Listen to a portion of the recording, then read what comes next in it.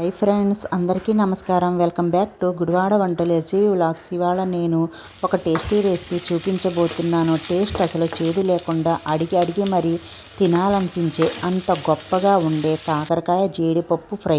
మా ఇంట్లో వాళ్ళందరి ఫేవరెట్ రెసిపీ. మీరు కూడా మీ ఇంట్లో ట్రై చేయండి. మీ ఇంట్లో వాళ్ళందరికీ చాలా బాగా నచ్చుతుంది.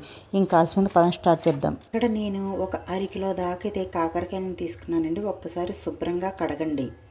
శుభ్రంగా కడిగాక ఈ అంచుల్ని ఒక్కసారి కట్ చేసేసుకొని దీని మీద ఉన్న ఈ చెక్కుని తీసేసుకోండి.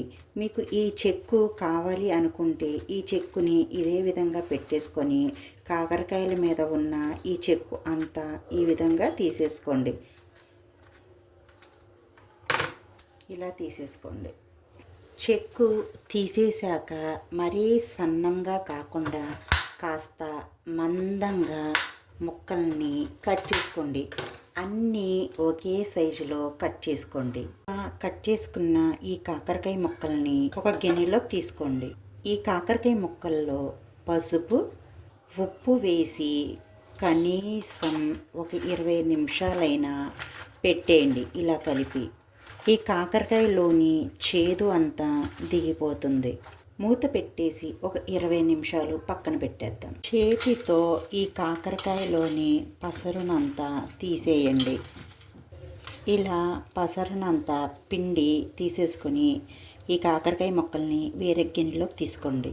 ఇలా పసరంతా తీసేయడం ద్వారా ఈ కాకరకాయలోని చేదు అనేది అస్సలు ఉండదు ఫ్రెండ్స్. పిల్లలు కూడా బాగా ఇష్టంగా తింటారు.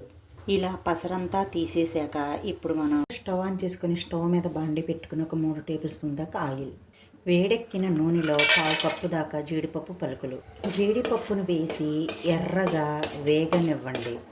ఇలా ఎర్రగా వేగిన ఈ జీడిపప్పుని వేరొక గిన్నెలోకి తీసుకోండి. మిగిలిన నూనెలో 2 టేబుల్ స్పూన్ దాకా ధనియాలు, 1 స్పూన్ దాకా జీలకర్ర, ఇవి కాస్త వేగిన తర్వాత 3 ఎండుమిర్చి వేపండి. ఇప్పుడు 2 టేబుల్ స్పూన్ దాకా ఎండి కొబ్బరి ముక్కలు, ఈ ఎండి కొబ్బరి ముక్కలను కూడా వేసి కాస్త ఎర్రగా వేగనివ్వండి. 15 దాకా పొట్టు వలవని వెల్లుల్లి రబ్బలు ఎర్రగా వేగేంత వరకు వేయించుకుందాం. లో ఫ్లేమ్లో పెట్టుకొని మాత్రమే వేయించుకోవాలి. ఎర్రగా వేగిపోయాయి. ఇప్పుడు మనం వేరే గిన్నెలో తీసుకుందాం. చేసుకున్న ఎండుమిర్చి కొబ్బరిని మిక్సీ జార్లో వేసేసుకోండి. రుచికి సరిపడా ఉప్పు మీ టేస్ట్ని బట్టి మీరు తీసుకోండి. 2 టేబుల్ స్పూన్ దాకా కారం మీరు తినే స్పైసీనెస్ని బట్టి యాడ్ చేసుకోండి. కారం అనేది కాస్త ఎక్కువగానే ఉండాలి ఫ్రెండ్స్. ఈ కాకరకాయ ఫ్రైలో చూసి వేసుకోండి. చిటికెడు పసుపు. ఇప్పుడు వీటిని కాస్త బరకగా గ్రైండ్ చేసుకోండి. ఇలా బరకగా గ్రైండ్ చేసుకున్నాక ఇప్పుడు మనం ముందుగా ఫ్రై చేసి పెట్టుకున్న కొద్దిగా జీడిపప్పు పలుకుల్ని పక్కన పెట్టేసుకొని మిగతా వాటిని అన్నిటిని ఈ మిక్సీ జార్లో వేసేసుకోండి.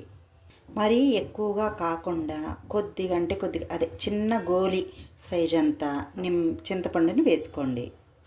చిన్న బెల్లం ముక్క ఫ్రెండ్స్, మరీ ఎక్కువగా కాదు, కొద్దిగా మీకు ఇష్టమైతే వేసుకోండి, లేకపోతే స్కిప్ చేయండి. ఇప్పుడు వీటి మొత్తాన్ని గ్రైండ్ చేయండి. ఇలా గ్రైండ్ చేసుకున్న ఈ కారాన్ని కాసేపు పక్కన పెట్టేయండి. వేసుకొని స్టవ్ మీద ప్యాన్ పెట్టుకొని మిగిలిన ఆయిల్లో ఇంకొక 2 టేబుల్ స్పూన్ల ఆయిల్ వేసుకొని నూనె వేడెక్కాక 1/2 టీ స్పూన్ దాకా ఆవాలు, 1/2 టీ స్పూన్ జీలకర్ర, ఇవి కాస్త వేగాక కాకరకాయ ముక్కలను వేసుకోండి. ఈ కాకరకాయ ముక్కల్ని వేసాక ఒక్కసారి మిక్స్ చేసేసుకోండి. మీడియం మంట మీద పెట్టుకొని ఈ ఆయిల్లో ఒక 5 నిమిషాలు ఈ కాకరకాయ ముక్కల్ని వేగనివ్వండి. నా వీడియోకి ఒక్క లైక్ ఇవ్వండి ఫ్రెండ్స్. మీరు ఇచ్చే ఒక లైక్ ద్వారా నా వీడియో అనేది చాలామందికి రీచ్ అవుద్ది. కాస్త గుడివాడ వంటల ఎస్జీవి వ్లాగ్ ఛానల్కి సబ్స్క్రైబ్ చేసుకోండి ఫ్రెండ్స్. ఇప్పుడు మనం మూత పెట్టేసుకొని ఒక 5 నిమిషాలు మగ్గనిద్దాం.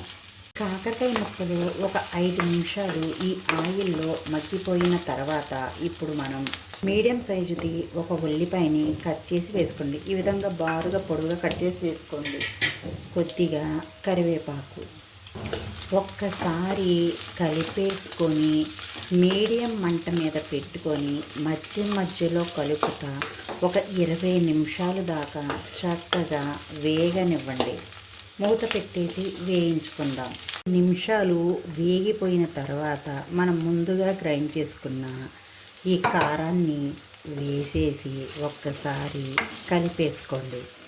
ఈ కారం వేశాక ఒక 2-3 నిమిషాలు మాత్రమే వేయించుకోవాలి.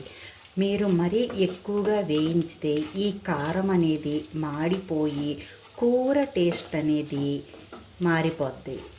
మన ఛానల్లో ఆల్రెడీ 2 కాకరకాయ రెసిపీస్ వీడియోస్ అయితే పోస్ట్ చేసి ఉన్నాయి ఫ్రెండ్స్. మీకు కావాలంటే మా ఛానల్లో ఉన్నాయి, వెళ్ళి చూడండి. ఇంతే, అయిపోయింది.